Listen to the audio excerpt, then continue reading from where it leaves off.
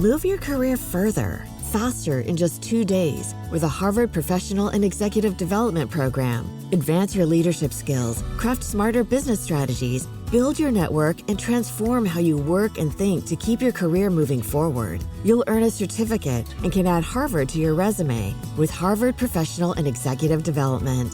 Learn more at professional.dce.harvard.edu/Spotify. My dad works in B2B marketing. He came by my school for career day and said he was a big ROAS man. Then he told everyone how much he loved calculating his return on ad spend. My friends still laugh at me to this day. Not everyone gets B2B, but with LinkedIn, you'll be able to reach people who do. Get a $100 credit on your next ad campaign. Go to linkedin.com/campaign to claim your credit. That's linkedin.com/campaign. Terms and conditions apply. LinkedIn, the place to be, to be. Ryan Reynolds here for, I guess, my 100th Mint commercial. No, don't. I mean, honestly, when I started this, I thought I only have to do like 4 of these. I mean, it's unlimited premium wireless for $15 a month. How are there still people paying 2 or 3 times that much? I'm sorry, I shouldn't be victim blaming here. Give it a try at mintmobile.com/switch. Whenever you're ready. $45 upfront payment equivalent to $15 per month. New customers on first 3-month plan only. Taxes and fees extra. Speed slower above 40 gigabytes. See details. The Inner Circle prepares themselves for war as they rush to aid the Summer Court. Hybern's surprise attack on the capital of Adriata leaves many dead or wounded, and the city once in the throes of rebuilding is now in rubble. Feyre joins her first battle at Mor's side as both a willing and unwilling student of the art of war. Though the Night Courts attempt to support their allies, Feyre and Rhys's former deceptions reap distrust from Tarquin that results in their swift departure after Hybern's ominous retreat. The views expressed by the hosts are entirely their own and in no way represent the thoughts or intentions of the original author. This podcast is a discussion shared to spark thought and conversation on the characters and themes of this novel. Though the hosts speak mostly within the constraints of the book, series spoilers may be discussed with or without warning. Explicit language, as well as themes of sex, violence, abuse, death, and depression, will recur throughout this podcast. Listener discretion is advised.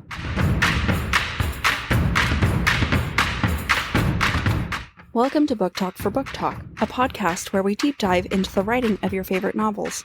This season, we're exploring Sarah J. Maas's most ambitious novel in the Court of Thorns and Roses series. This is Jac. And I'm Amy. This week, we're discussing chapters 35 through 40 in A Court of Wings and Ruin. This week, we ask ourselves, how does Feyre step into her High Lady role, and is the progression realistic? A theme we're going to look at this week is consequences. We begin our episode and a venture to the Summer Court in chapter 35, where the Inner Circle are reeling from the news of Hybern's attack on the Summer Court. Azriel is upset that he didn't see it coming, but that's not what I want to focus on. As the group discuss whether the Summer Court has sufficient troops to support itself, Azriel supplies that Tarquin's, quote, terrestrial army has moved to the Spring Court border after Feyre. No one acknowledges this comment, and honestly, it might not have even been necessary for Azriel to say, and I feel like he was hesitant to give. What I feel like he's saying very, very loudly is that Feyre's antics created an unnecessary diversion for Tarquin's army that resulted in the Summer Court having less support than they should have in Adriata. It's the, quote, after Feyre that really makes me cackle here. Something about it feels very blame-heavy, and I don't think I'm mad about it. There's so much left unsaid with what Azriel says, but what I love is that right before Azriel says this, Feyre thinks, quote, I knew Azriel would take the blame upon himself. One look at the Shadow Singer told me he already did. Feyre made the assumption that Azriel places blame on himself when he clearly explains that his reasoning had to do with Feyre. I always wondered when the Summer Court moved their armies to the Spring Court. Was it when Feyre first left with Tamlin? Because that would make sense. Or was it because she left the Spring Court in ruins, which, again, would also make sense. But in my mind, one would place more blame on Feyre than the other. When Feyre left with Tamlin, it was to save everyone, not so much as a choice on her part, and blame can't really put on her if Tarquin moves his army down in order to show support of Tamlin. But if Tarquin were to move it after Feyre destroyed the Spring Court, then we can definitely see the cause and effect of Feyre's actions. It's likely the latter, and we can infer that because in the chapters coming up, we start to really see that Feyre's choices have consequences. It's like it's a theme. Oh, I wonder, does it reoccur? It's thank God we figured that out. Yeah, right? I want to point out where Nesta is at the start of the chapter. She's lingering at the dining table, behind Feyre. While the inner circle talks about the attack, I find this to be important because this episode will end with Nesta at the dining table, trying to understand Feyre and her actions as well as that of the inner circle. These chapters aren't about Nesta, and we don't see much of her, but that doesn't mean she's not going through her own character growth, or rather struggle. And that's a sign of good writing. Nesta's going through it all internally, but we see glimpses of it, and it's not even about her. I love it. I love that you pointed that out. Just the subtle bookending of Nesta at the table trying to understand is such a great move on SJM's part, and I want to copy her. Right? And it's like you can hear the wheels turning in Nesta's mind, even if Feyre can't. Yep. The exchange where we learn that Varian sent the warning to Amren about the Summer Court, not as a cry for help, but as a warning to defend themselves, is hilarious and the kind of comedy one can only hope for in a novel like this. I think it's beautifully executed despite the high stakes of the situation and is something that SJM does really well. Yeah, the subtext there really is from the whole inner circle. Ooh, Amren got a boyfriend. Yeah, without trying to piss her off. Right? The silence that just hangs before Feyre ruins it with logic is perfect. I wrote in my book, quote, "It's always time for tea," because Feyre's the one who kind of like, okay, let's move on. Yeah, she diverts it so that Amren doesn't get pissed off. Shut up, Feyre. We want to know details. Yeah, I want to just stare at her. People can die. That's fine. Let's get the tea. Please note that Feyre is the one who breaks the silence, but she breaks it with strategy. Quote, "We cannot leave Tarquin to face them alone." I'm flagging this moment because Feyre makes a couple of high lady calls in this episode that really shows her growth, this being one of them. I do admire her for her tactfulness. And that was it. That's all the admiration. That's all that was in my brain. You were about to give her more of a compliment, and you said, not today. Not today. Everyone departs to make their preparations, and eventually it's just Feyre and Mor, both dressed for battle, waiting for the command to join the fray in Adriata. Nesta appears and asks Feyre, quote, "What do you know of battle?" To which Feyre thinks, quote, "I couldn't tell if my sister's tone was insulting or merely inquisitive." I get why Feyre can't read Nesta right now. Feyre's probably too focused on Rhys and the looming battle, and let's face it, any one of us would be high-strung too in this moment. I read the question as a sincere one from Nesta, in that she probably is concerned about Feyre going off to battle if it's her first battle, because lack of experience often equates to death. But Mor goes on the offensive here against Nesta, and we're going to see it again at the end of this episode, and I don't like it. So just remember, this is strike one against Mor, and we'll come back to it. It's such a valid question that Nesta asks.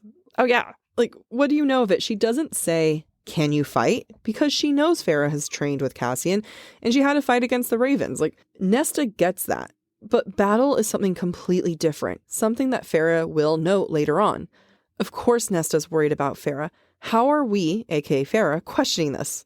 Not a real question. I get that this is easier for a reader to see than maybe the narrator, aka Feyre. But to your points about a strike against Mor, and Mor gets some big strikes in this episode, but Mor takes it almost as if Nesta was talking about Mor herself. She says, quote, "We know plenty." Nesta's not talking to you. She's talking to her baby sister. It's not about you, Mor.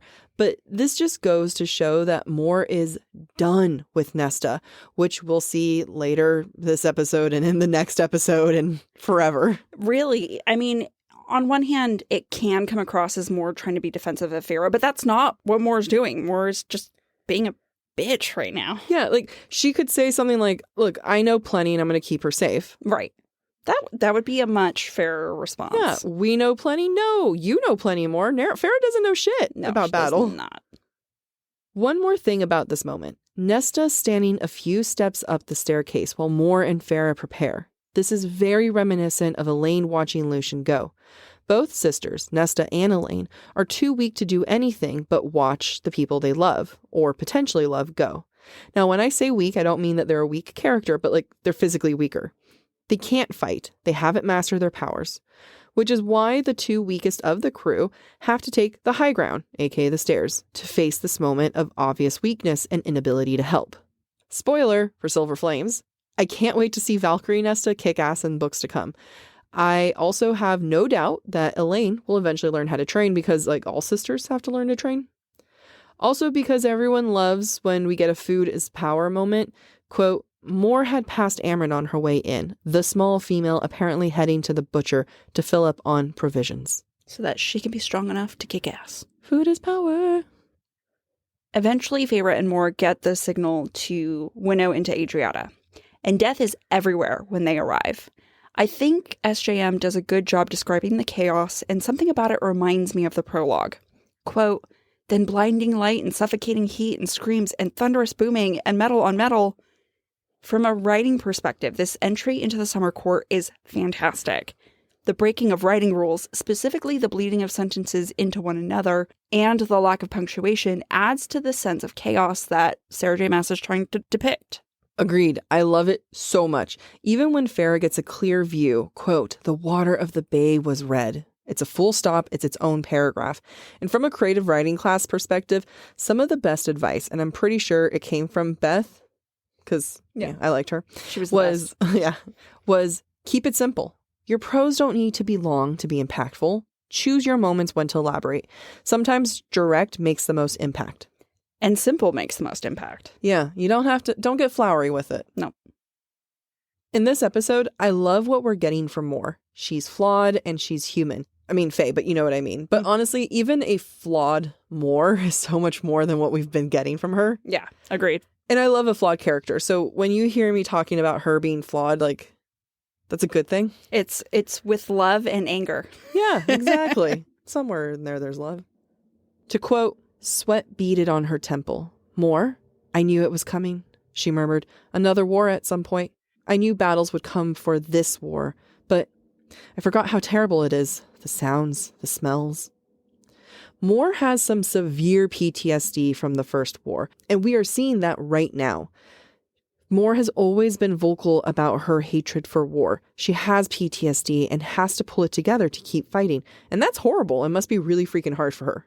I agree with you. She has been very vocal, and now we get to see the repercussions of her re-entry into war. Yeah. And I like the follow-through on SJM's part. Mor's a messy character, and I love a messy character. Yeah. You were recently reading The Poppy Wars.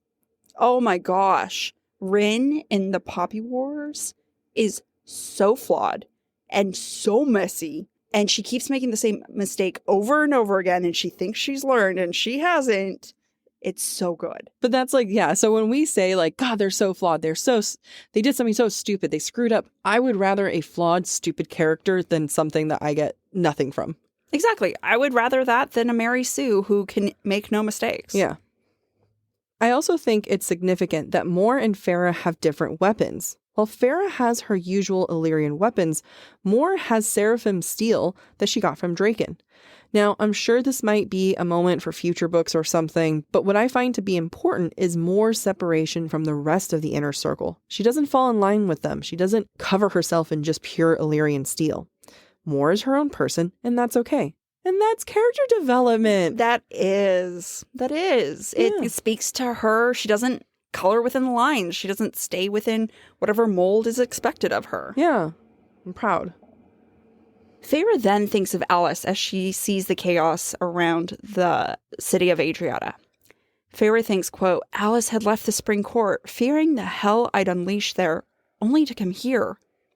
Between Azriel's small dig earlier in the chapter to now realizing Alice had escaped Feyre's hell work in the spring court to wind up in a completely different hell, these things are going to start eating at Feyre's subconsciousness, in my view, as she dives into battle. And we're going to see the results of that in this episode. I think it's key for some of the change in attitude we're going to see from our High Lady very soon. Moore preps Feyre on how to go forward. You kill, don't linger, leave the wounded. And Feyre thinks, quote, none of them enjoyed this, I realized. My friends, they had gone to war and back and had not found it worthy of glorification, had not let its memory become rose-tinted in the centuries following. So I'm going to do the most obvious no shit Sherlock moment because I need that moment. And then I'll go into my point. But no shit, Feyre. How are you just now realizing that they are all dealing with trauma from the last war? How are you just now catching on to this? Yeah, it doesn't need to be said.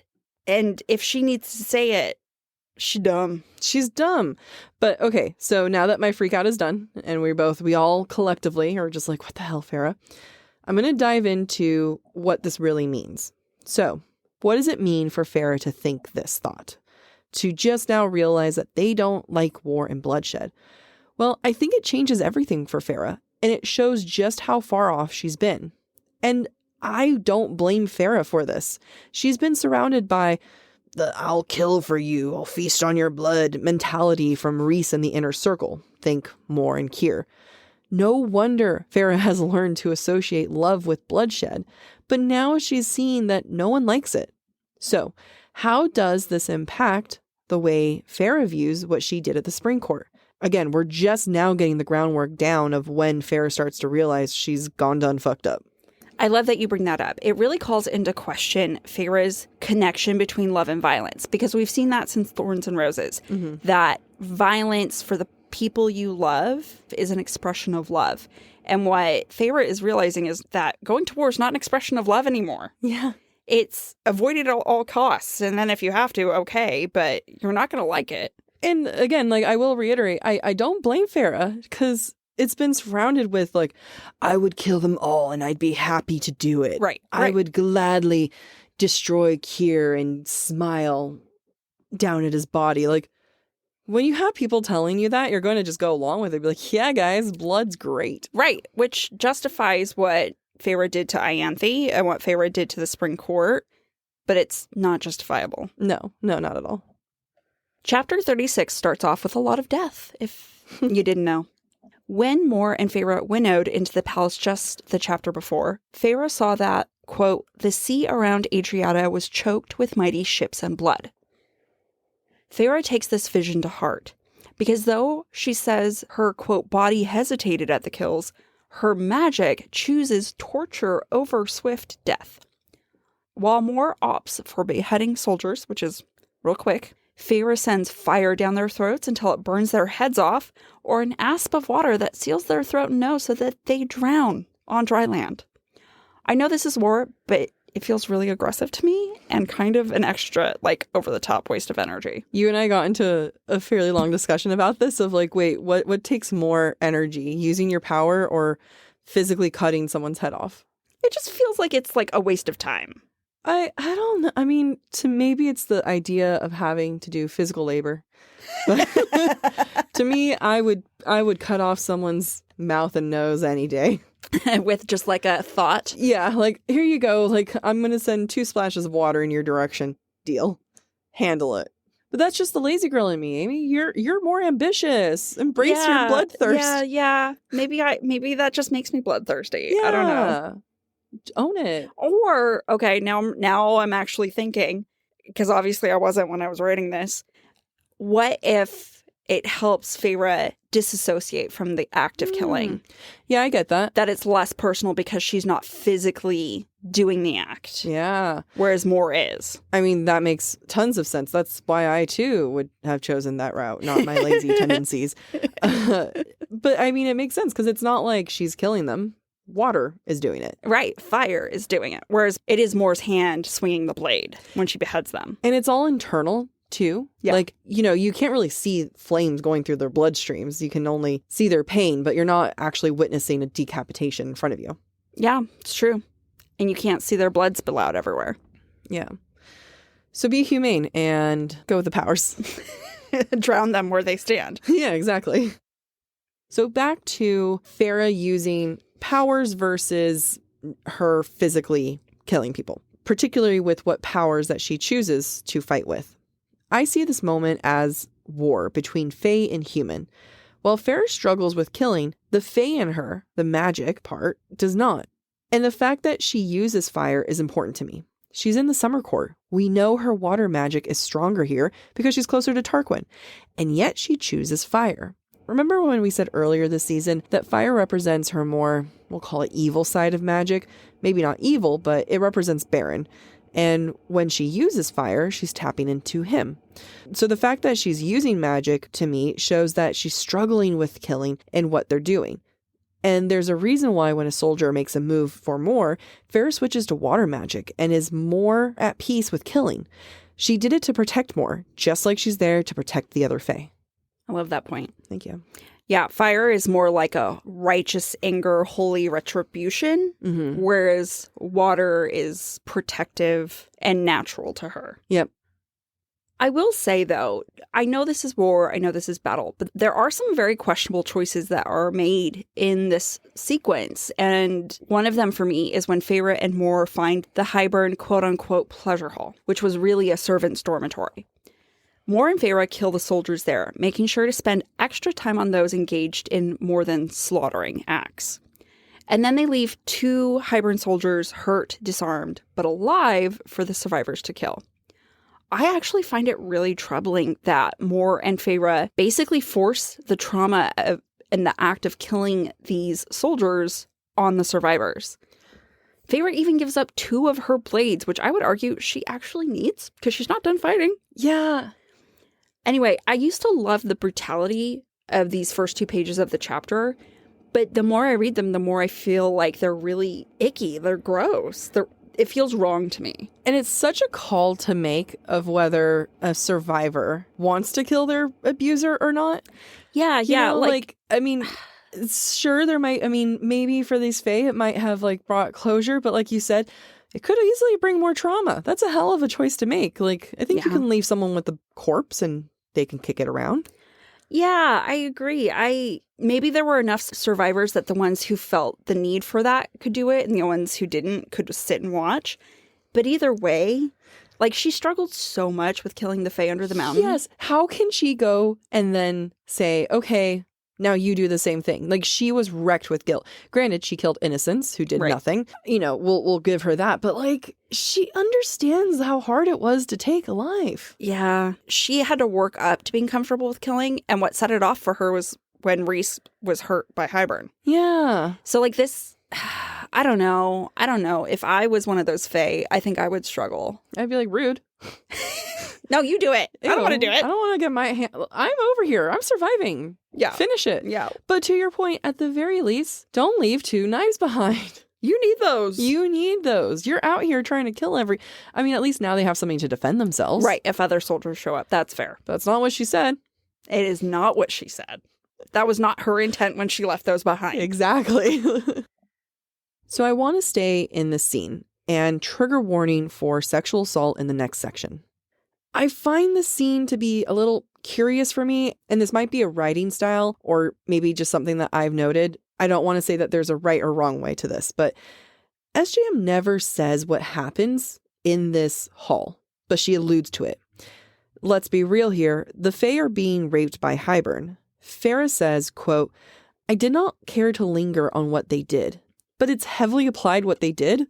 And the fact that SJM calls it a pleasure hall, which is very, very mild way of putting it, I struggle with that. There's no pleasure there. It's assault. And I'm sure it's a writing and comfort level. A writer might not want to go into details about it, and I totally respect it because I don't really want to see the graphic details of what's happening. But SJM still doesn't put a name to it, and that's always bugged me. Call it what it is, especially since the pleasure hall description, that's the part that bugs me. I'm much more of a call something what it is because otherwise we tend to, as a society, brush it off and not take it as seriously. Yeah, I agree with you. So you're right. It's heavily implied what SJM is alluding to. And maybe that's the safer route, especially for readers who may have been survivors of sexual assault or things that they don't necessarily want to relive. I recently finished reading the Poppy War series by R.F. Kuang, and all throughout there are references to rape and assault and whorehouses and these things where soldiers come in and just do awful, unspeakable acts. And she doesn't shy from it. Yeah. And she doesn't get graphic, but she allows the characters who experience this to speak their truth of, they broke my arms when they tied them behind my back. And it was so uncomfortable. Yeah. But people have had that experience, and I should have to face that, because to ignore it is unfair to them. It is. And like, I read recently Haunting Adeline, followed up by the sequel Hunting Adeline. And Hunting Adeline has the most graphic assault scenes I've ever read. And I did not like it. I like skip. I had to Google when things get better, and I had to go to there. I struggled with it. But, you know, calling it something like the pleasure hall, that's just my, like... It feels tasteless. It does feel tasteless. It's not a brothel. People are being, like, or Faye are being assaulted there. And, you know, there's a medium. I don't want to call it happy, but there's a middle ground somewhere. Yeah. And it's somewhere between saying, hey, even if they're fictional characters that you're having them go through something. Right. So, like, let's not downplay it. Don't have to go into detail, but let's not call it a pleasure hall. I agree. Yeah. Let's not ignore that there is trauma here. Yeah. I mean, would anyone call Amarantha's bedroom a pleasure bedroom with what she did with Rhys? No. No. And, you know, if these Fae are traumatized enough that you're going to leave 2 blades behind for them to deal with things, then, but you know what? To me, that speaks more to Feyre. Yeah, that's true. So just things to think about, guys. You know, this is, it's all interpretation. Yeah, I mean, I think you bring up a good point, bringing it back to Feyre's point of view and not necessarily pinning it on SJM, because it is first-person narrator, Feyre. Feyre gets to dictate what we know and understand and how we learn about things. Yeah. She's way more comfortable talking about smothering a Hybern Fae to death than she is talking about other Fae's pain when it comes to sexual assault. Yeah, exactly. But that's just kind of like consistently who she's been. Yeah, it's true. It's not a surprise. Yeah. Going back to the battle sequence, just before Feyre and Mor clear the palace, they find a hallway that contains soldiers from both sides. Feyre, with her powers, makes the hallway go dark, and she and Mor winnow and kill the Hybern operatives there. This is very symbolic to me of how Feyre has operated a lot during the first half of this novel. Feyre causes the darkness, uses her magic so that only she can see in the dark. Quote, I could see their terror as I killed them, but they could not see me. To me, that epitomizes what happened in the Spring Court. And Feyre gets some sick pleasure out of this, I think. I don't know if it's considered honorable in terms of battle, but it is resourceful. But when the darkness is done, Feyre doesn't look too long at the carnage, just like in the pleasure hall, because she can't stomach it. I think we'll see that she's going to have the same reaction to some of her past actions as well. I always wonder if there's any significance to this line. Quote, Mor, I think, was born able to see in the darkness. At first I was like, sure, she's born under the mountain, but maybe it's more than that. Spoiler for Maasverse. People think that Mor is starborn because at this point, who isn't? And Azriel might be one of Mor's, I think they call it Shadow King. That's what... Shadow Knight? Shadow Knight, thank you. What, like Bryce has. And people always suspect that Mor and Azriel have a deeper connection. And I wonder if her being able to see in the darkness is a reference to seeing Azriel. Yeah, I don't know how to interpret this. I do like your point. I have heard the theories about Mor and Azriel, there being more significance to their relationship than we currently understand. I also wonder to what extent that being able to see in darkness has something to do with her truth powers. Like, are they connected? Are they not connected? Yeah. Or is her connection to Azriel, does that allow her to see in darkness? Like, I have no idea. It's just such a casual line where I'm like, what do you mean, Sarah? Yeah. Why can she see in darkness? I didn't know this was a thing. And how is that possible? Yeah. At least Feyre can shapeshift her eyes, right? But like if Mor was born under the mountain from centuries and centuries of Fae who lived underneath the mountain, maybe they have special dark eye seeing powers. Like they're nocturnal like cats. Yeah. Haven't heard a damn thing about that. Nope. But, so yeah, I'm always like... That feels rather convenient. This feels like a line of convenience right now. Unless it ends up being something more. Right, which it could be. It could be. But we don't know. We just don't trust her. All right. Just keep this quote in mind. This is what I'm about to say. Quote, The morning sun rose higher, beating down on us, made our skin slick and swollen with sweat beneath our leathers. I stopped discerning the sweat on my palms from the blood coating it. Just remember that quote for when we get to the sex scene. I forgot that.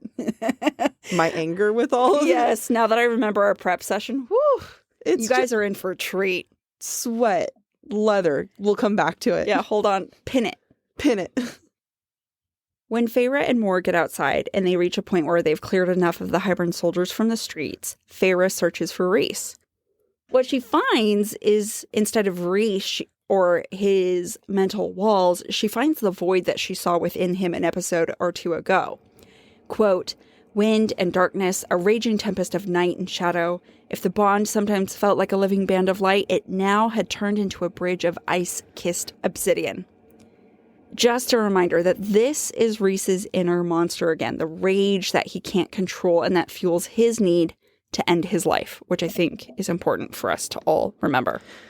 Let's just all remember all the things we keep saying. All please. the things. Chapter 36 ends with the King of Hybern making an appearance on the same ship Rhys has landed on in search of whatever is dampening his power. Before we get into Rhys's and Hybern's interaction, I want to look at how the king is dressed. Quote, "The king of Hybern wore his own colors, slate gray, embroidered with bone-colored threads. Not a weapon on him, not a speckle of blood." Normally we see Rhys as the composed, put-together one. Just think about when he greets Faye. He likes to wear his usual mask of nice clothing. Example, remember when Lucien found Feyre in the woods in Mist and Fury? Rhys changed from his Illyrian leathers into nice clothes in order to greet him. Now Rhys is in his Illyrian leathers, and the king is the put-together one. This is meant to show that Rhys has met his match, and really thrown off kilter. We already knew this, but it's just that added extra visual. I love that point. It's almost like Rhys isn't in control, but the King of Hybern is, which is great foreshadowing for what happens. Yep. Because we've all read the book, we know that the King of Hybern here is just a projection of the real king. SJM very cleverly gives us clues that this is the case, which we discuss here instead of the breadcrumbs because we learn the truth quickly. In addition to what Jack pointed out about Rhys versus the King of Hybern and what they wear, the King of Hybern had, quote, "not a weapon on him, not a speckle of blood." At first glance, this may make the reader think that this is the kind of leader the King of Hybern is, the kind that doesn't get his hands dirty, when in fact, he literally cannot be dirty because he's not there. Here's another example. Quote, "Rhys lunged toward the king's mind and met nothing, not a trace, not a whisper, as if he were nothing but wicked thought and ancient malice." This is just one of many examples of how Feyre's assumptions are wrong.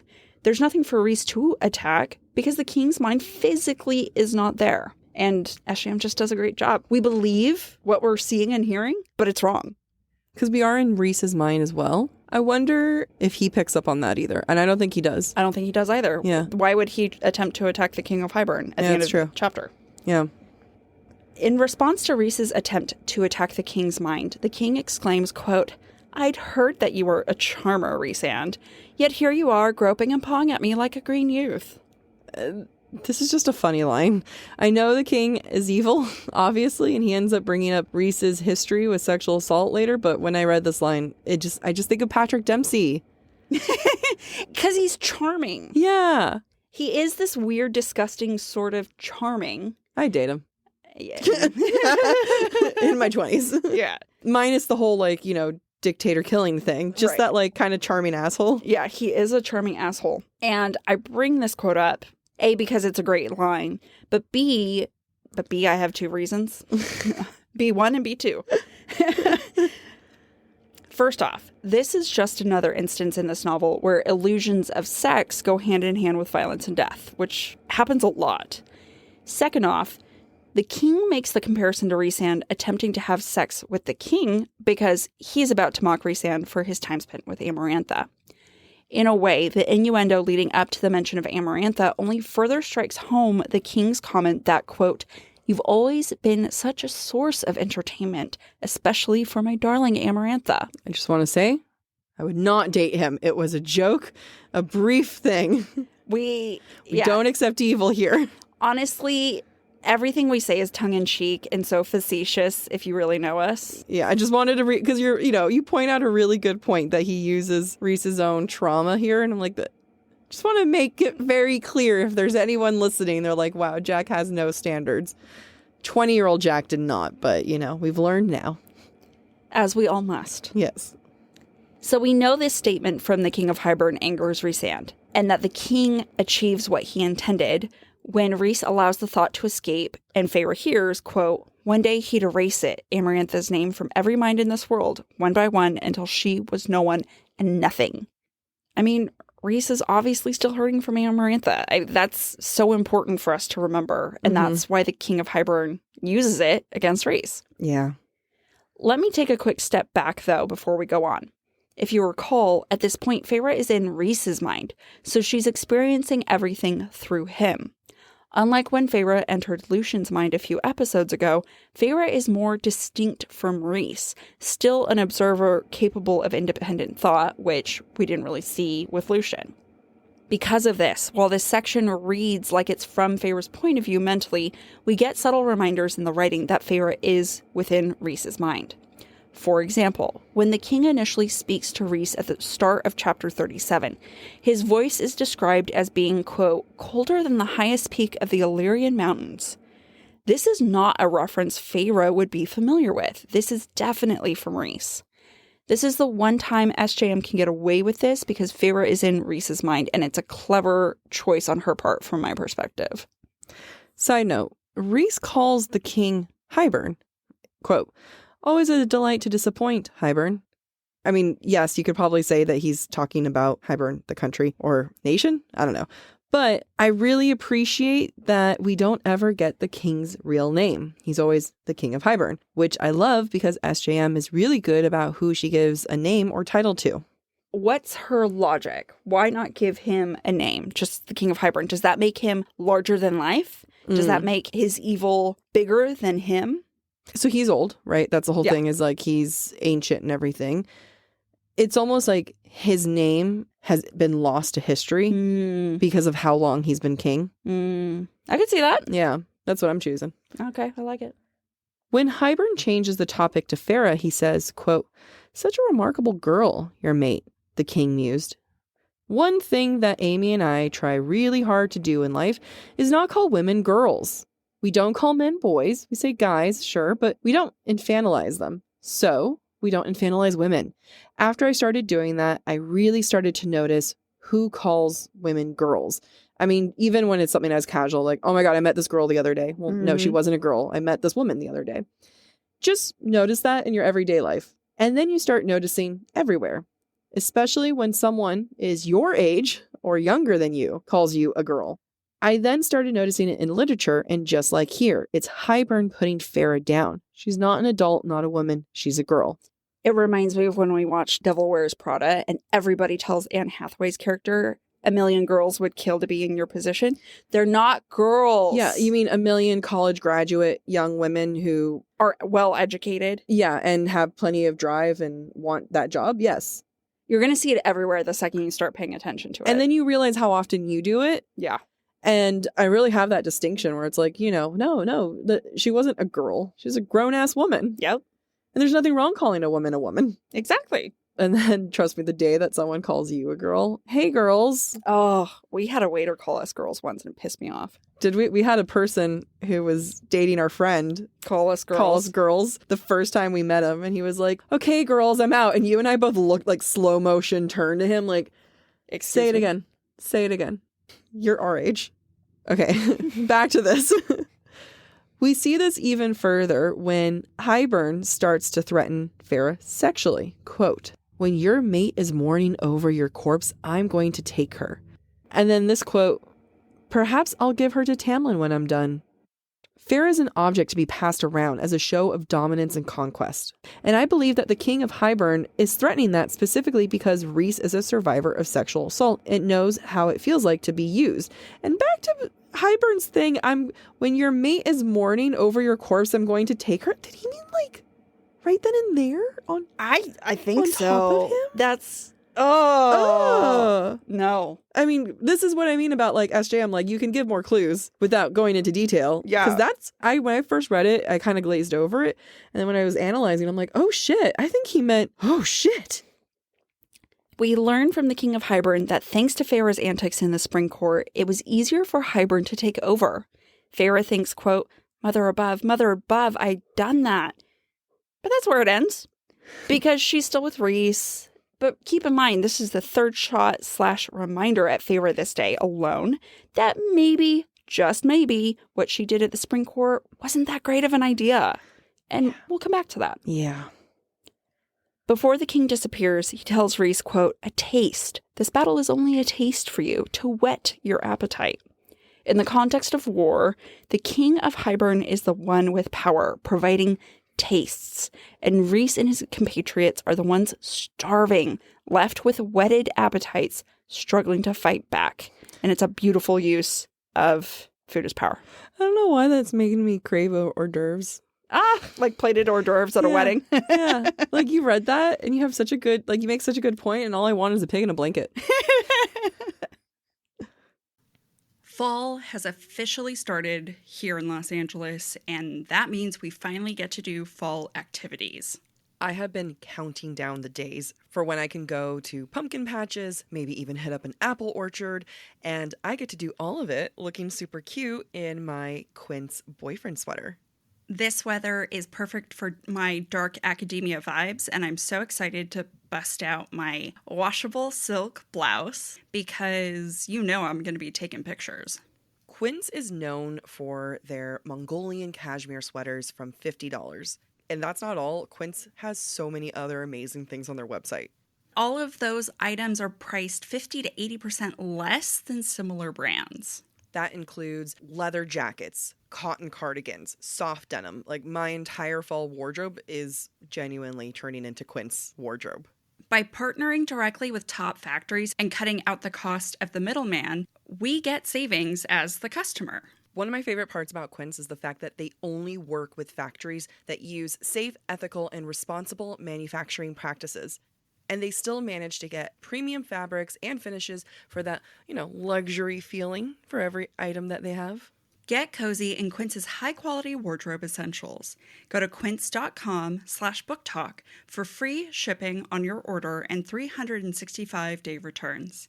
That's Quince, QUINCE.com/booktalk, BOOKTALK, to get free shipping and 365-day returns. That's quince.com/booktalk.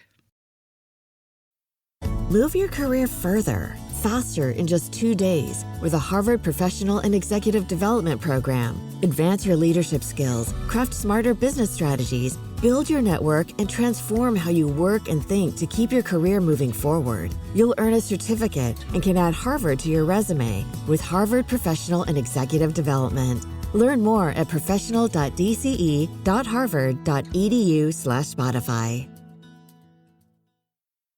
Ryan Reynolds here from Mint Mobile. With the price of just about everything going up during inflation, we thought we'd bring our prices down. So to help us, we brought in a reverse auctioneer, which is apparently a thing. Mint Mobile Unlimited Premium Wireless. How to get 30, 30, bit to get 30, bit to get 20, 20, 20, bit to get 20, 20, bit to get 15, 15, 15, 15, just $15 a month? Sold! Give it a try at mintmobile.com/switch. $45 upfront payment equivalent to $15 per month. New customers on first 3-month plan only. Taxes and fees extra. Speed slower above 40 gigabytes. See detail. Chapter 38 starts with Rhys throwing Feyre out of his mind the second he goes in full death mode. He says it's because Feyre was there for too long, but let's be real. He doesn't want Feyre to see him this way, just like Feyre won't want him to see her in a few moments. Immediately, Feyre starts to throw up, and I'm going to call back to previous seasons when we discussed the idea of being sick to being human, and Feyre can't stop throwing up. I always ask myself, what is it that drives Feyre to do this, to start being sick? Is it seeing Rhys survive and she's just so relieved? Is it seeing him miss all the people? Is it the carnage that she's surrounded by? Maybe it's a combination of everything, but Feyre's definitely reached her breaking point. I agree with you. I mean, there's so many reasons why Feyre could be sick right now. And it could also be it's her first battle and she really, truly wasn't prepared. Mm-hmm. I also think part of it is because of the point I made earlier. Feyre is starting to see the consequences of her actions at the Spring Court, and you can argue to some extent what's happening here should weigh on her and her choices. Oh, yeah. 3 times today she's been called out or thought about how her actions there influence something or someone at the Summer Court and what's happening in this moment. And we haven't reached the end of that. I think guilt is starting to get to her. And that is a fair reaction to have. Yeah. I would vomit too. I feel sick for her, but I'm not going to be because I enjoyed the lunch I ate. More comforts Feyre, and again, loving this character development for Moore. Quote, I did the same after my first battle. We all did. That's what Moore said. Then Feyre thinks, it wasn't even a battle. Not in the way I pictured it. Army against army on some unremarkable battlefield, chaotic and muddy. Let's go back to what Nesta asked at the beginning of this. What do you know of battle?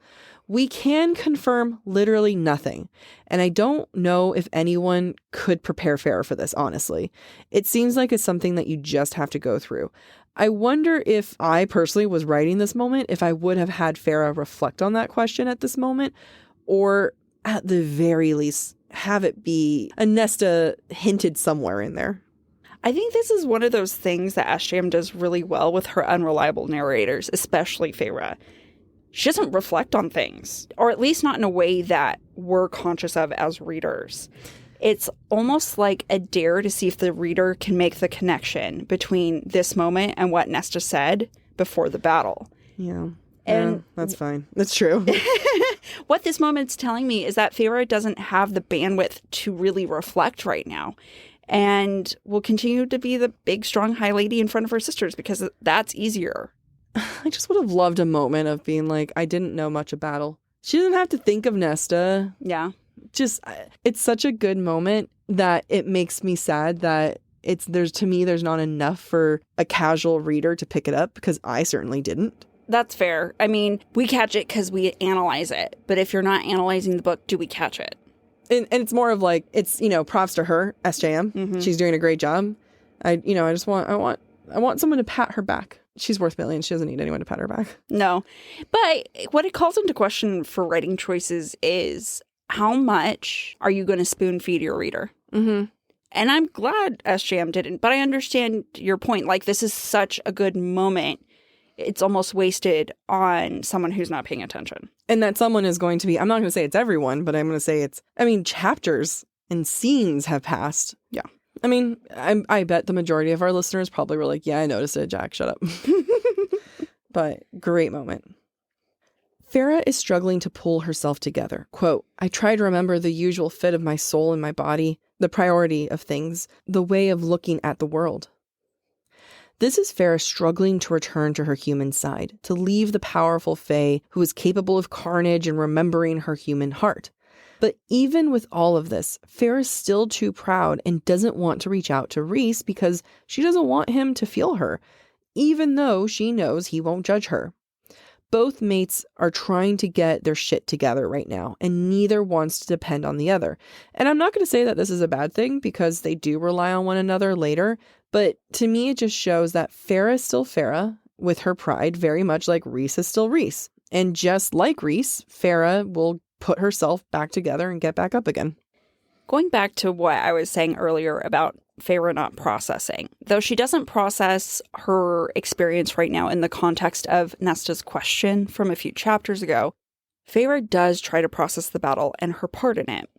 Quote, it was the altering of a soul with it, the realization that I could perhaps go home to Velaris, perhaps see peace achieved and cities rebuilt, but this battle, this war, I would be the thing forever changed. War would linger with me long after it had ended, some invisible scar that would perhaps fade, but never wholly vanish. Which I think is the perfect callback, honestly, to what Nesta was asking. What do you know of battle? Yep. While Feyre recommits to the idea of protecting her home and the humans and all of Prythian in this moment, let's not overlook that this is a turning point within her. Distance between what Feyre loves and herself has been created here with her experience in battle. The invisible scar that would fade but never wholly vanish is maybe not on her skin, but in the mental space between Feyre and the good she sees and protects in the life around her. I think that this distance that's been created is crucial to how Feyre is going to view things and act moving forward.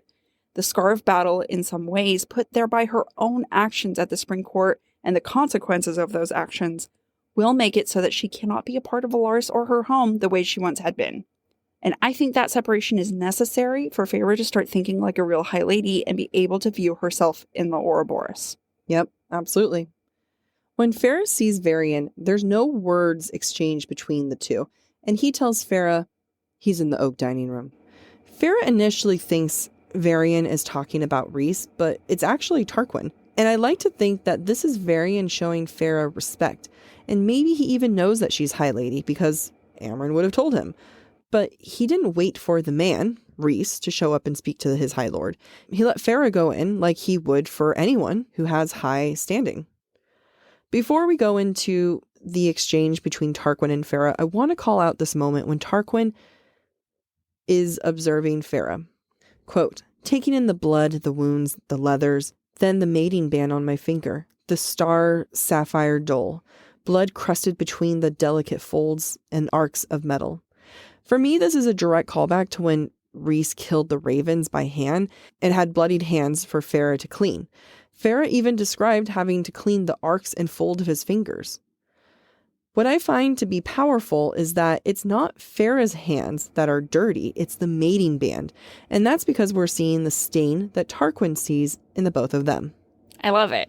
Thank you. I think that was such a good point I was very proud of you when you brought it up. Oh my God, thank you. Prep. I didn't know you were proud. I was so proud of you. And to dovetail off of what you're saying, it also reminds us that Feyre and Rhys are equals. They both have blood on their hands. Yeah, that's true. I would also like to point out that Tarquin observes Feyre as she and Mor pause on the threshold. On one side of the threshold, quote, the kindness, the consideration that I had last seen on the High Lord's Tarquin's face was gone, replaced by a grim cold thing that made my stomach turn.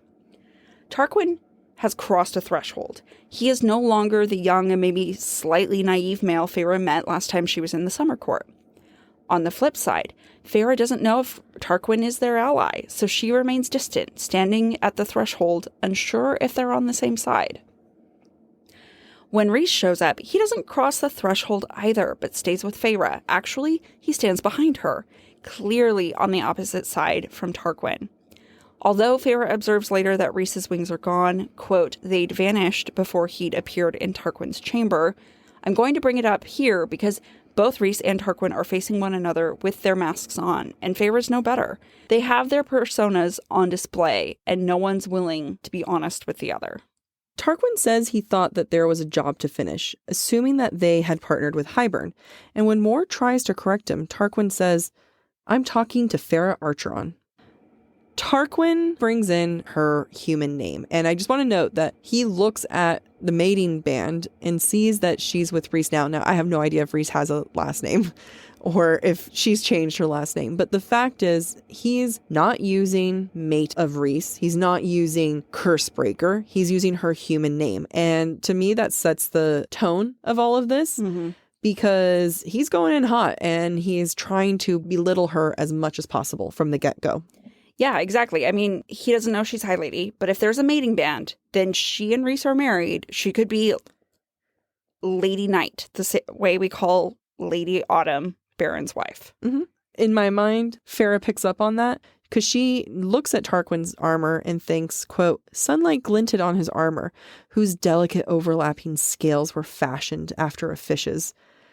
Feyre sees his armor as delicate, nothing like she's described the Illyrian warriors. So he's coming in using her human name, and she's coming in saying, you've got lame-ass fish armor. And I could gut you like a fish. Yeah. He set the tone. I'm sure she was prepared. Maybe not grovel, but... Not to grovel, but to be his ally. Yeah. I think she'd be there to apologize if he didn't come in hot. Yeah, I think so too. Tarquin starts to lay into Feyre, quote, when you went to the Spring Court and deceived Tamlin as well about your true nature, when you destroyed his territory, you left the doors open for Hybern. They docked in his harbors. It was an easy trip to my doorstep. You did this. Okay, we've been hard on Feyre, and we know what she did was wrong and messed up and has consequences. But now we're starting to blame women for men's actions, and that's not acceptable. We get to be hard on Feyre, Tarquin does not. I agree. It's like we're observing her actions. He's flat out putting men's blame and consequences onto her. Tamlin was the one who made the deal with Hybern. Regardless if Feyre destroyed his court or not, he made that deal. Hybern had the right to dock in the spring court because that was part of the deal. Another big point is that Hybern's the one who did the freaking attack on the summer court, not Feyre. What Feyre did wrong at the spring court was to get Tamlin's army to not trust him and leave him. That means he wasn't able to get bodies and soldiers ready for the war when everyone else was getting ready for the war. That is what Feyre did to mess things up. But she never gave Hybern the key to Prythian. And that really bugs me that no one points it out here. I get that they're all sad and everything, and it makes sense that, I guess it makes sense that no one would say anything, but like my ass would easily be saying, excuse me, no, I did not. That was Tamlin. Yeah. But Feyre doesn't fight back, and neither does Rhys. Yeah. And I want to add that when Tarquin tells Feyre you did this, Rhys is the one who flinches through the bond. I think on some level, Rhys takes ownership for Feyre's actions in the spring court because she's young and he was supposed to be guiding her. And I think this is another reminder to Rhys that he's a monster who's not good enough because he couldn't prevent Feyre's role in what happened and couldn't prevent Tamlin from making a deal with Hybern that resulted in all of this. Yeah. I think Rhys also flinches because this is the same male Rhys had once wanted to be friends with, but circumstances prevented that. I think this is just another nail in the friendship coffin that Rhys regrets. Not only does Tarquin blame Feyre for men's actions, but he tells Rhys this, quote, take your mate and leave, and I suggest warning her not to give High Lord's orders. Thank God Rhys steps in and shuts him down, because I do not stand with this sexist bullshit. And we're going to really see that the more we interact with the High Lords. Yeah, which is such a shame because Tarquin was so lovely in Mist and Fury. I feel like I've seen this before where male characters, sometimes even in real life, are stand-up guys, but when they get pissed off, they resort to misogyny. Mm-hmm. Yeah. And it's like, no. We don't do that, because then it's like, well, it turns out you're not a stand-up guy if you're ready to like dig not that deep down and pull this out. Yeah, I agree. You're a stand-up guy until one girl upsets you, yeah. Until one woman. Yeah, see, we did it. Yeah, breaks your heart or betrays you, and then you're an asshole against all women. I mean, he's the epitome of, I'm a good guy. Anyone who says they're a good guy is not a good guy. No. It's always a red flag. Always. It reminds me of like on the dating apps, I see some guys, a red flag for me that I dismiss quickly are guys that write, looking for an honest, funny, good woman. I was like, ugh, thank God you made it clear, as opposed to the really shitty woman that you would have gone, had you not said that. Yeah. Whew. Thank you. Now I know to apply. Yeah. Oh my gosh. When Rhys reveals that Feyre is High Lady of the Night Court, individuals in the palace surrounding her, quote, now studied me, some gaping. A murmur rippled through them. I looked up at Rhys, aware of all who gawked at us, at me. Feyre has suddenly become like an animal in a zoo in this situation, marveled at not because she helped fight or offered help to the Summer Court, but because of her title. No wonder why Feyre usually hates titles. I wonder if this feels less powerful and more uncomfortable than when she admitted to being High Lady to Aerys and all his brothers in Chapter 14 when they fought on the lake in the Winter Court, because now she's a spectacle rather than having authority. I love that. In Chapter 39, Feyre and Rhys winnow to the Illyrian camps that are stationed above Adriata. There's no rest for anyone, and even Feyre gets busy trying to help. Quote, so I fetched bowls of fresh water, kept hauling away the bloodied ones, helped pin down the screaming soldiers until my teeth clanked against each other with the force of their thrashing. This gives me some major Thorns and Roses flashbacks. Remember when Tamlin brought in the Lesser Fae, who had his wings ripped off, and Feyre helped hold him down and eventually comfort him as he died? It's crazy to think how far we've come, but also how Feyre is still Feyre at her core. And I think this is an important moment for this to happen, because Feyre is starting to understand the consequences of her actions, to understand that there's no glory to war.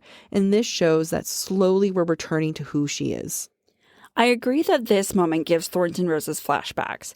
It also gives me flashbacks to the sentry in the Spring Court earlier in Wings and Ruin, when Ianthe took Tamlin, Jurian, Dagden, and Branna into the manor after the sentry was beaten for losing his key. Mm-hmm. And then Feyre instead chooses to stay in the barracks with him, quote, drawing away bloodied bowls of water. While these two moments are mirroring, there's also a difference. Unlike in the Spring Court with the sentry, Feyre only took away bloody bowls of water then. Now she's bringing in fresh water too. Something about this feels significant to me, that she's both responsible for good and bad, clean and dirty. I love that. Good job. I like it. Thanks. Amy's notes were blocked out for that, so I didn't know what she was saying. When Feyre falls asleep and Rhys tucks her in bed, he asks how she feels once she wakes up. Quote, I almost said fine, but I'm still figuring out what to feel. While Feyre was too proud to show Rhys her freaking out earlier, she's made a very conscious decision to be honest and vulnerable. And I'm just so proud of the two of them in this scene. This whole sequence in this tent is actually very sweet. It is sweet. A lot of people give this whole scene shit. We gave this scene shit at the beginning. Oh, yeah, for sure. But I'll still give it shit, but it's sweet when you look at it. Yeah, it is. Sweet shit. Sweet. What I love about this scene is how much it reminds us of Rhys's past trauma. I love Rhys's past trauma. Specifically, when we think about the lists he mentioned in Mist and Fury that he would search during the previous war, as well as in the prologue of Wings and Ruin. Quote, I remembered that Rhys had once told me he'd scanned casualty lists for his friends in the war, the dread they'd all felt, waiting to see if a familiar name was on them. This dread is so important for us to recall, and SJM is reminding us of that dread for a reason, because this is the feeling Rhys is constantly trying to combat, to prevent from ever happening again for those he loves. And I think Rhys knows what it will take to prevent this, that it will take his dying, because despite Feyre's insistence that Rhys will not die in the war, he moves out of her grasp. His shoulders curve in, and his chin dips. His body language screams that he believes the end is near. Feyre and Rhys discuss the attack, and Feyre tells Rhys to move the High Lord's meeting sooner. She even tells him to do it in 3 days. Just like earlier in this episode, Feyre's making High Lady decisions, and people are listening. I will say Feyre's decisions are getting to be much better, but that's because she's finding her way back to herself. Feyre tells Rhys it's time the world knows who they are, for Rhys to take off the mask and show that he's a good guy who's always tried to do the right thing. Quote, I think the time has come for us to remove the mask, to stop playing the part. Feyre has enjoyed playing along with Rhys in the Court of Nightmares and in the Spring Court, but this whole attack has sobered Feyre. Anytime a mask is mentioned, I think of Tamlin. He's the OG of masks after all, and I wonder how much of her not wanting to wear a mask is Feyre going back to her roots. Not that her roots are to hate Tamlin, but rather to the fact that she never liked masks. She always wanted to see Tamlin for who he was, and now she wants that again. Also, in past episodes, I've given the inner circle shit about, are you guys really the good guys? When you say all this shady shit, but yes, like they are the good guys and they should get to be themselves. Everybody should get to be themselves. Yeah, except in like 2 episodes, I go back to being like, you dumb fucks. It's true. I want to emphasize what you said earlier. Feyre comes to the conclusion that the inner circle should be themselves at the High Lord meeting because Feyre wants, quote, the world to know how good you are, Rhysand. This isn't a selfish desire for Feyre to be herself or to stop putting on an act, because quite frankly, I think Feyre enjoys acting. What Feyre does want is Rhysand to get the credit he deserves.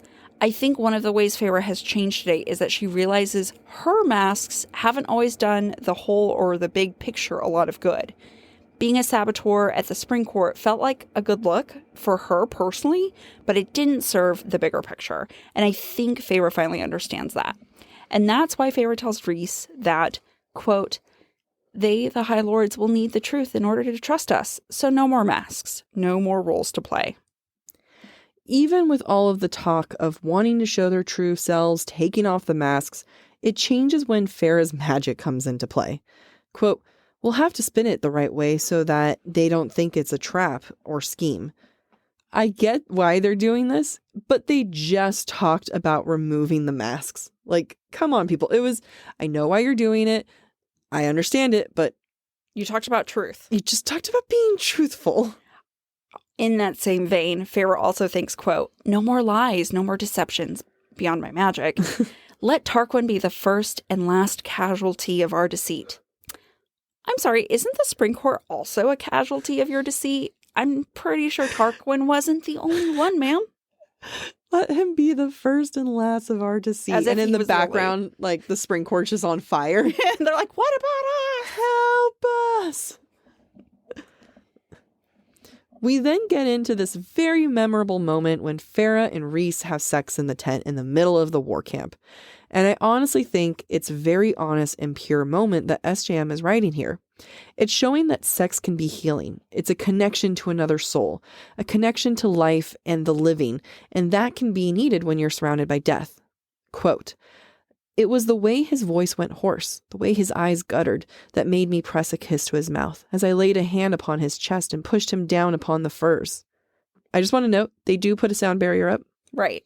So they probably can still hear the screams of the dying, but nobody else can hear them. I choose no. I just like like our podcast room. Soundproof. That's what I'm choosing. Even though if anyone's heard, there's been a lot of plumbing happening. So I apologize now if you've been hearing this throughout the episode. Feyre sees how much Rhys is suffering and how the weight of the war is really weighing him down, which is why the sexual encounter is about him and his needs. It's Feyre showing her love and support for him. Feyre needs this moment just as much, saying that she needs the feel of him to know that they both made it. They're both alive and safe. Quote, his growls of pleasure fill the tent, drowning out the distant cries of the injured and dying, life and death, hovering so close, whispering in our ears. I know this particular scene gets a lot of crap. I have done it before in the past, but when you look at this scene with that quote, it really is beautiful, especially when you know that Rhys is so willing to sacrifice himself and willing to die, and Feyre is holding on to life for the both of them to remind Rhys that they are alive. Quote, but I tasted Rhys, worshipped him with my hands and my mouth and then my body, and hoped that this shred of life we offered up, this undimming light between us, would drive death a bit further away, at least another day. Now imagine the scene with the knowledge that on some level, Feyre knows that Rhys has a death wish.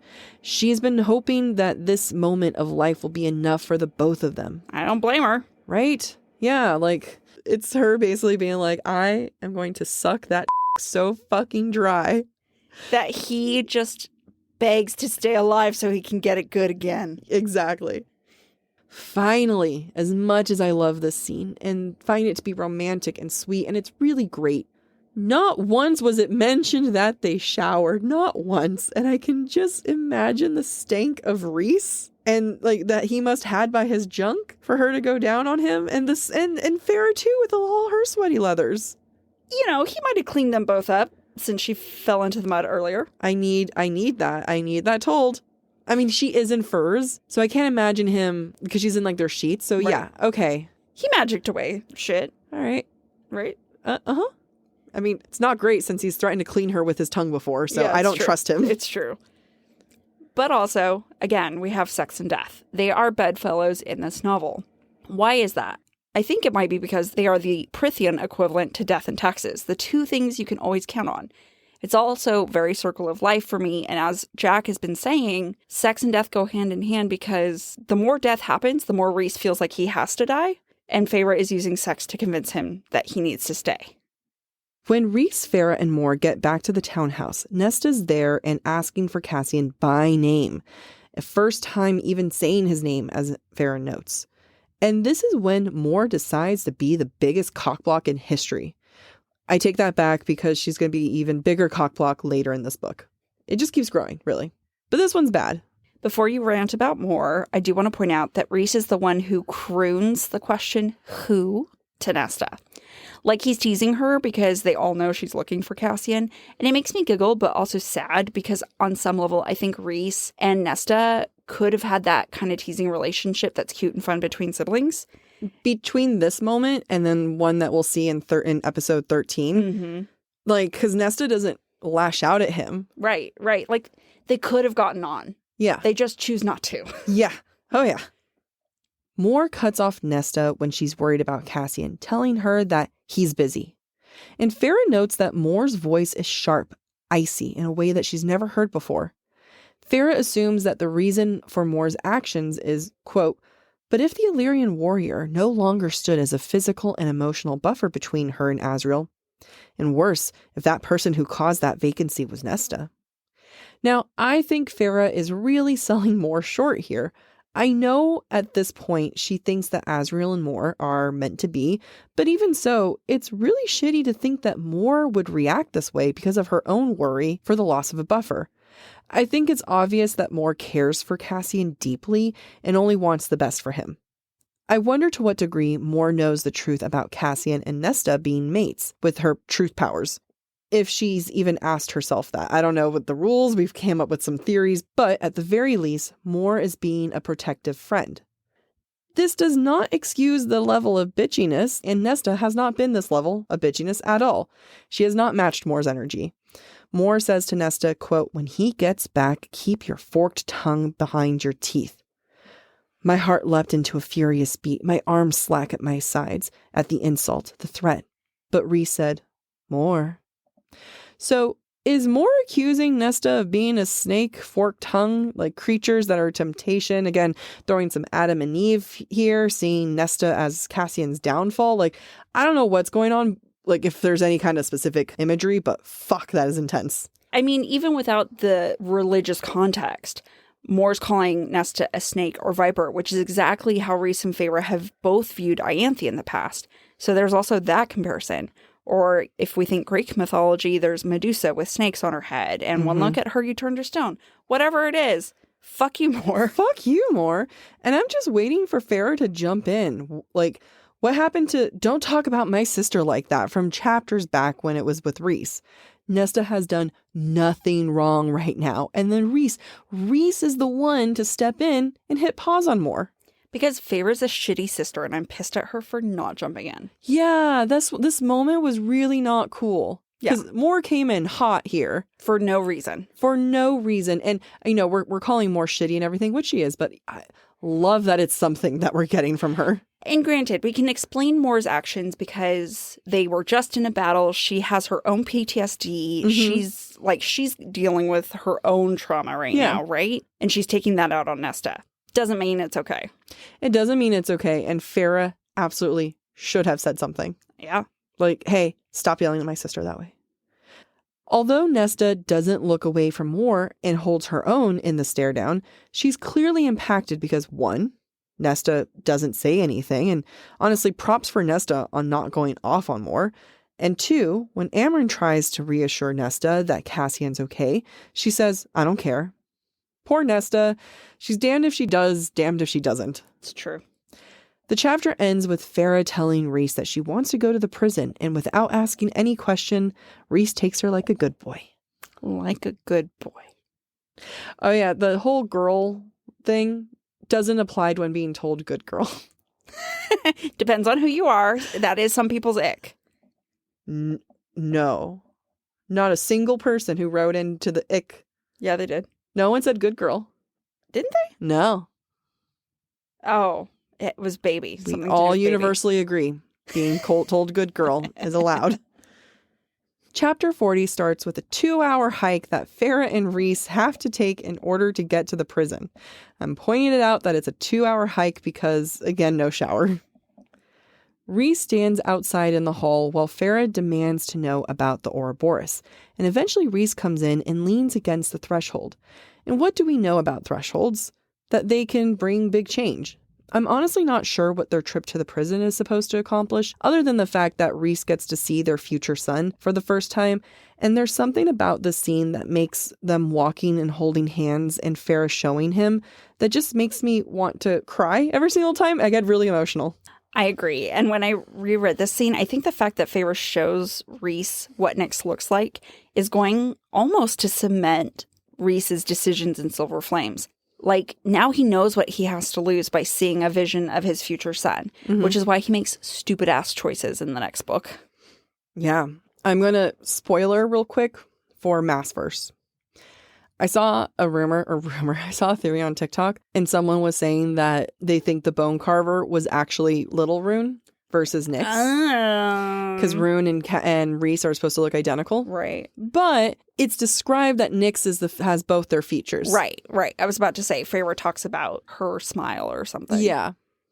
I just wanted to bring that up and say no. No. No. Although, I would love if it was, but it's just, it's been said. I think the big change moment is Rhys seeing their son, and I think it's meant to show that Rhys is choosing to lean towards living and life for now. I also want to point out in this scene that, quote, the carver sighed at the sight of Rhys, dirt and blood and wrinkled clothes, and said, "Oh, I much prefer you bloodied up." I think the carver has a thing for Rhys, and it's cute until you remember that he's in Nyx's form and is lusting after Rhys, and then it's just weird. Well, he's only from Feyre's point of view. But from Feyre's point of view, she sees her son lusting after her husband. When you say it like that, you're not wrong. I mean, because he's definitely has a crush on Rhys. Oh, 100. Do you think that he's changed his form from Jurian to Rhys? Maybe like Feyre. No, I don't know. Huh. God, now I have that image in my head. You're welcome. No. Oh, no. When Feyre and Rhys get back to the townhouse, they find Elaine in the kitchen with Nuala and Caradwyn making bread. It's a really sweet moment because it harkens to when Feyre was recovering and learning something. For Feyre, it was reading, and for Elaine, it's bread. Which one's more important? Bread. Yep, especially if it's sourdough. Happy we all are aligned here. For me, it makes sense that Elaine is learning to bake. It's her trying to find power and seeing if she can become powerful for herself. There's a really sweet moment here. Quote, Elaine was glancing between all of us. Her eyes began to shudder. I gave her a broad smile and said, I hope it'll be done soon. I'm starved. Elaine offered us a faint smile in return and nodded. I like to imagine that this is when Elaine and Feyre start to get close and when Elaine starts to drift towards Feyre. If this was Nesta, I'm sure Nesta would have jumped in, try to help, offer to take over, tell Elaine to not stress, and the fact that Elaine was embarrassed and ready to shut down when Feyre walked in shows that she was expecting a different reaction, something more negative. Instead, Feyre encourages Elaine to keep going and leave Elaine alone to do her thing. I love this point that you make. Between Feyre and Nesta, Elaine's always been coddled, and it wasn't necessarily Elaine's choice to be treated that way. Mm-hmm. I like to think that because Feyre was the food provider for so long, to some extent, Elaine may feel like she's out of place in that she expects Feyre to push her aside and say, I'll do it.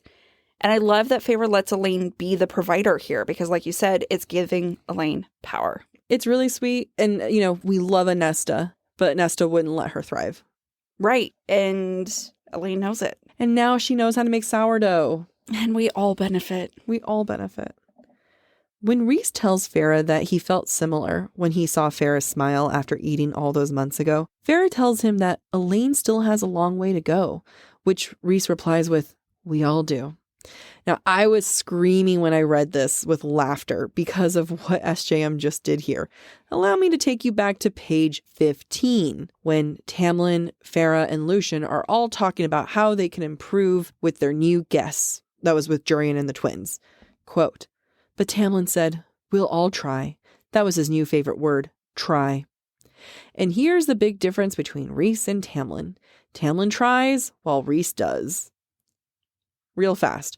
So Rhys and Feyre are feeling each other up, and Rhys says that he's hungry for something else, aka that I'm so sorry. Okay, that he's hungry for something else, aka her body. We know what's happening. Her kitten. Oh.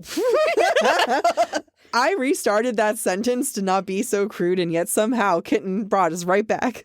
It's not as crude as what you were going to say. He says he owes her for last night. Quote, he gave me the courtesy at least of letting me pick what he consumed first, me or the food. I picked wisely. Which means you picked the shower? Like, where's the shower? How have they not showered yet? I mean, and I'm going to say, let's pretend they did shower earlier. You went on a 2-hour hike up, which means it was a 2-hour hike down. Give me something, Sarah. The obvious order here is Food, then shower, then sex. And maybe even shower, then food, then sex. Allowed. Either way, showers. Shower. You did not choose and wisely. Food Sex and shower. Can happen later. Food and showers power. The chapter ends with Feyre and Nesta sitting at the dining table while Nesta waits for Cassian. And Nesta asks Feyre why she went and helped the summer court without a second thought. And Feyre gives Nesta a very similar answer to when Nesta asked Feyre why she told her to run in the library. Because I had to. Because just like when Feyre said, because you're my sister. The answer is very simple for Feyre. And Nesta's not just observing that, but she's absorbing that as well. Which goes back to your point from earlier this episode that Nesta's at the table. She has a seat at the table. She has a seat within this group and she's watching their examples. And that's her character growth. And this moment is important for Nesta's growth as a character. Yeah. And the actions that she's going to perform despite saying she won't do them, aka the High Lords meeting, which we get to talk about next week. I can't wait until some of our future discussions because we talk more about Silver Flames and why all of this is tragic and amazing and beautiful. Now, let's get to some breadcrumbs. Breadcrumbs. I'm sure there's spoilers in here. In chapter 36, Feyre thinks of Rhys's shields. I laid a mental hand on the black adamant, my heart thundering. What was he facing? What was he seeing to have made his shield so impenetrable? Rhys will continue to do this in moments when he doesn't want Feyre to witness, especially if he thinks it will end in his death, which is what happens at the end of the novel. Yep, some foreshadowing. In chapter 37, quote, the king smiled again. For the little time you have remaining, I could have sworn Rhys blocked out the words. It will take everything, you know, to try to stop me. Everything you have, and it still won't be enough. And when you have given everything and you are dead, Rhysand, when your mate is mourning over your corpse. It's a pretty close description to Rhys's actual death to come, and Rhys tries to block that from Feyre so that she can't hear it, and it feels exactly like when he blocks her from sensing his sacrifice later on in the novel. I don't look forward at all to that. Oh, it's going to be hard to talk about. Will we cry? Let's start placing bets now. No, I won't.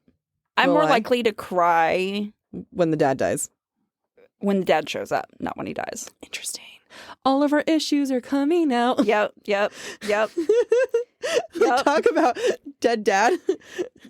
And then parents showing up when they're supposed to. Just turn real vulnerable. Let me know if I should edit that out. In chapter 39, Feyre says to Rhys about Miriam and Draken, I suppose Jurian's tactic to draw them out worked against him. Or not. Or maybe that's exactly what's going to happen. It's happening as we speak, Feyre. Calm yourself. So going back to our question, Jack, how does Feyre step into her High Lady role and is the progression realistic? We are halfway through this book. I know. We're so far into the book. And Feyre's just now stepping into the role and just now realizing her mistakes. And to me, great fucking progression. I think that from a writer's point of view, it's so hard to balance character growth and at the rate and speed. And just because she's realizing it now doesn't mean she's going to stop making mistakes in the chapters to come. But there's this moment of, okay, maybe I need to be more. Maybe I need to be a better High Lady. I need to be not so. Maybe I need to regret what I did a little bit at the Spring Court. To your point, it's very hard to balance plot and character growth. And we haven't had a ton of plot up until this moment. And we also have had not a lot of character growth on Feyre's part. I'm really blanking out at what's happened.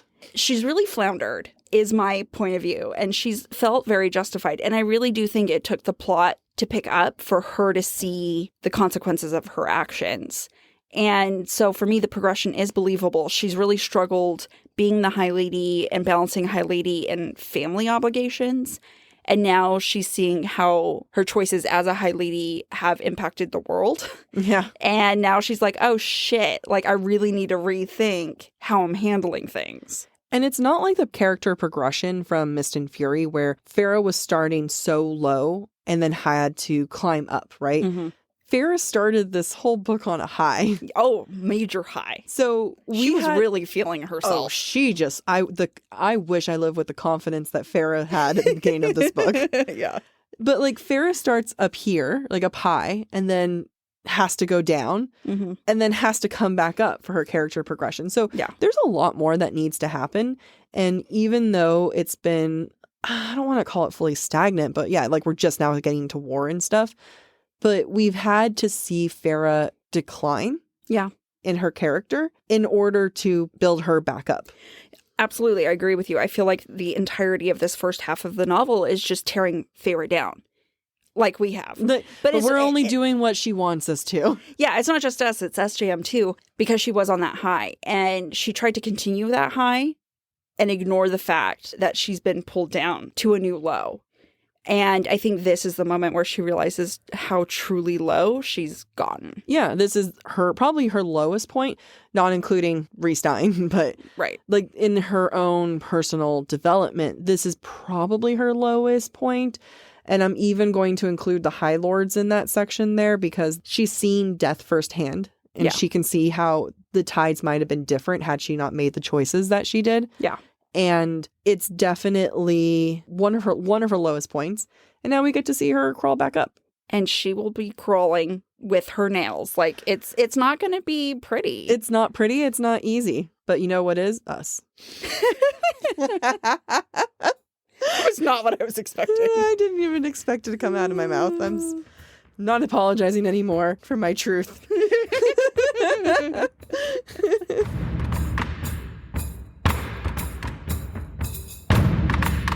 And now this week's featured podcast review. This is from Appster, titled, Like It, Love It, Gotta Have It. I'm absolutely hooked on this podcast. As an avid reader, it has helped me slow down and truly critically analyze and appreciate the text I'm reading. Amy and Jac have made me laugh hysterically, gasp in surprise at foreshadowing I miss, flip through my books to highlight passages, and truly fall in love with reading and the community it creates overall. This podcast and the hosts are incredibly comedic, passionate, analytic, and intentional every minute of the podcast. A must listen. Thank you, Amy and Jac. Oh my God. Thanks, Appster. Thank you. Passionate. I guess we are passionate. We are very passionate. Are we intentional with every minute, though? Because we say some stupid shit. We do say some stupid I mean, we do spend a lot of time figuring out what we're going to say. We do ad-lib here and there. Solid 95% is intentional.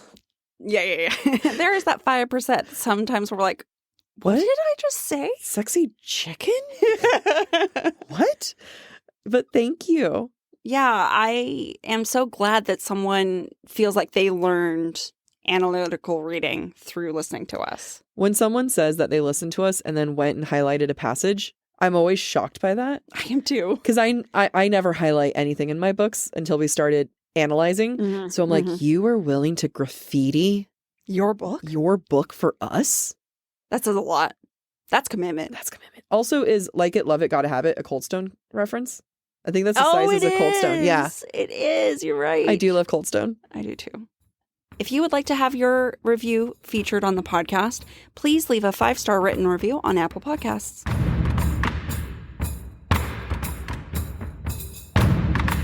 Thank you for listening to this week's episode of Book Talk for Book Talk. We encourage you to rate and subscribe to our show on your preferred podcast listening platform.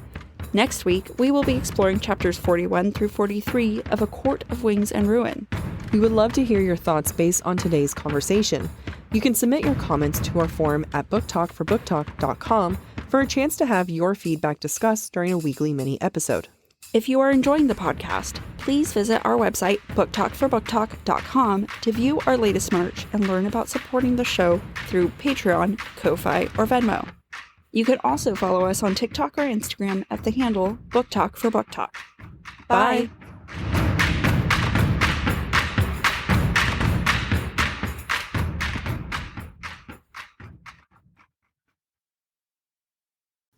Fall has officially started here in Los Angeles, and that means we finally get to do fall activities.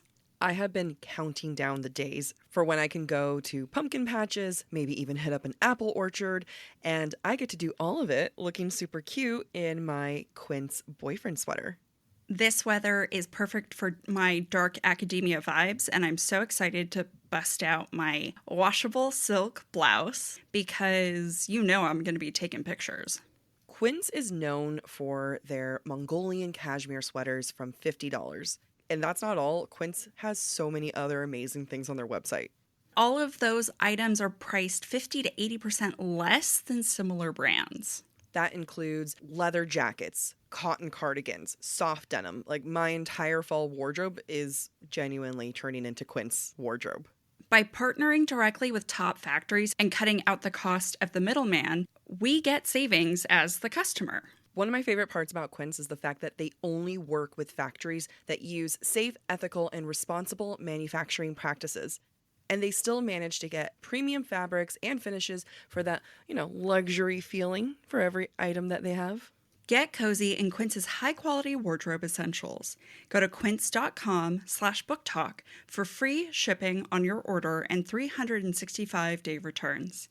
That's Quince, QUINCE.com/booktalk, BOOKTALK, to get free shipping and 365-day returns. That's quince.com/booktalk. Ryan Reynolds here for, I guess, my 100th Mint commercial. No, don't. I mean, honestly, when I started this, I thought I only have to do like 4 of these. I mean, it's unlimited premium wireless for $15 a month. How are there still people paying 2 or 3 times that much? I'm sorry, I shouldn't be victim blaming here. Give it a try at mintmobile.com/switch. Whenever you're ready. $45 upfront payment equivalent to $15 per month. New customers on first 3-month plan only. Taxes and fees extra. Speed slower above 40 gigabytes. See details.